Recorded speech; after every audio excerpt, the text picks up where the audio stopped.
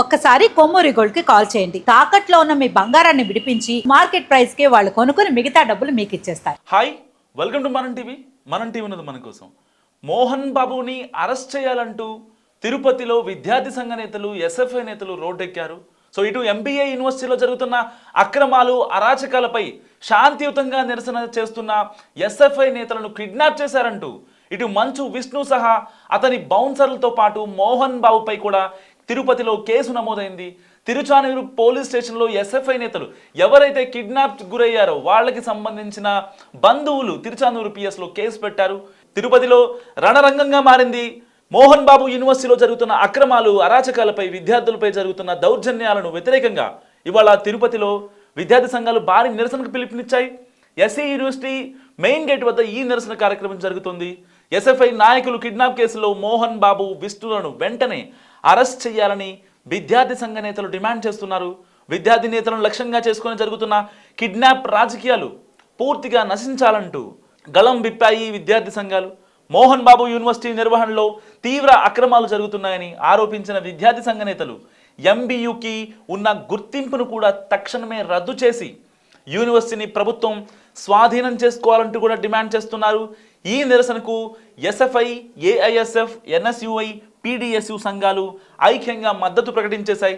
So విద్యార్థి ఉద్యమాలపై జరుగుతున్న దౌర్జన్యాలను ఇకపై సహించబోమని స్పష్టం చేస్తూ ఐక్య కార్యాచరణతో పోరాటాన్ని ఉధృతం చేస్తామని కూడా హెచ్చరిస్తున్నారు. ఇవాల్టి నిరసనకు విద్యార్థులు, ప్రజాస్వామ్యవాదులు భారీగా తరలి రావాలని కూడా విద్యార్థి సంఘాల నేతలు విజ్ఞప్తి చేస్తున్నారు. ఇవాళ పొద్దున్న నుంచి సాయంత్రం వరకు కూడా మేము ఇక్కడే ఉండి శాంతియుతంగా నిరసన చేస్తామంటూ ఎట్టి పరిస్థితుల్లో మంచు విష్ణుని, మోహన్ బాబుని అరెస్ట్ చేయాలంటూ విద్యార్థి సంఘాలు కోరుతున్నాయి. విద్యార్థుల హక్కుల కోసం పోరాటం మరింతగా తీవ్రం చేస్తామంటూ కూడా వాళ్ళు చెప్తున్న పరిస్థితి. ఏదైనప్పటికీ ఎంబీయూ యూనివర్సిటీ ఒక్క రోజు నుంచి కాదు, చాలా రోజులుగా ఈ యూనివర్సిటీలో అక్రమాలు, అరాచకాలు జరుగుతున్నాయంటూ ఏదో ఒక ఇష్యూ. ఇంతకుముందు కూడా మంచు మనోజ్ వెళ్ళి అక్కడ లోపలికి వెళ్ళే ప్రయత్నం చేశారు. కనీసం మంచు విష్ణు బాడీ గార్డ్స్ మంచు మనోజ్ని లోపలికి కూడా రానివ్వలేదు. సో కొంతమంది విద్యార్థులు మాకు ఇబ్బంది అవుతుంది లోపల హాస్టల్లో, దానికి సంబంధించి ఉండలేకపోతున్నాం అంటే బయట కూడా ఈ ప్రైవేట్ హాస్టల్స్ కూడా వెలిసాయి.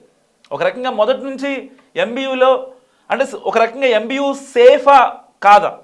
ఎందుకంటే ఇది ఒక పెద్ద యూనివర్సిటీ అండ్ ఫీజులు కూడా హై లెవెల్లోనే ఉంటాయి. అంటే కంపేర్ కేటగిరీ నాక్ ఏ, నాక్ బి, నాక్ సి సర్టిఫికేట్స్ ఉంటాయి కదా ప్రతి ఒక్క యూనివర్సిటీస్కి. సో ఇది నాక్ ఏ అక్రిడేషన్ పొందిన యూనివర్సిటీ ఇది. సో అలాంటి యూనివర్సిటీ ఇన్ని లక్షల్లో ఫీజులు వసూలు చేస్తూ విద్యార్థుల జీవితాలతో ఆడుకోవడం ఏంటని చెప్పి చాలామంది ప్రశ్నించారు. ఈవెన్ మంచు విష్ణు కూడా అదే మాట మాట్లాడటానికి, విద్యార్థుల తరపున నిలబడటానికి, వాళ్ళు ఇచ్చే ప్రతి రూపాయికి మనం న్యాయం చేస్తున్నామా లేదా అని ప్రశ్నించడానికి వెళ్ళిన మంచు మనోజ్ని కూడా లోపలికి కూడా వెళ్ళినది కనీసం. ఇక ఈ ఘటనపై విద్యార్థి సంఘం నేత బండి చలపతి తిరుచానూరు పిఎస్లో ఫిర్యాదు చేశారు. ఫిర్యాదు అందుకున్న వెంటనే పోలీసులు అప్రమత్తమై 3 ప్రత్యేక బృందాలను ఏర్పాటు చేసి కిడ్నాప్కు గురైన విద్యార్థులను వెతికే చర్యలు చేపట్టారు. సో అనంతరం కిడ్నాప్ చేసి తీసుకెళ్తున్న వాహనాలని ఏదైతే మంచు విష్ణు బౌన్సర్స్ ఎవరైతే ఉన్నారో ఈ ఎస్ఎఫ్ఐ నేతల్ని కిడ్నాప్ చేసుకుంటూ వెళ్తున్న క్రమంలో పోలీసులు ఆ వాహనాలను చేసి అడ్డగించారు. ఈ సందర్భంగా కిడ్నాప్కి పాల్పడినట్లు భావిస్తున్న మోహన్ బాబు యూనివర్సిటీకి చెందిన బౌన్సర్లను పోలీసులు అదుపులోకి తీసుకున్నారు.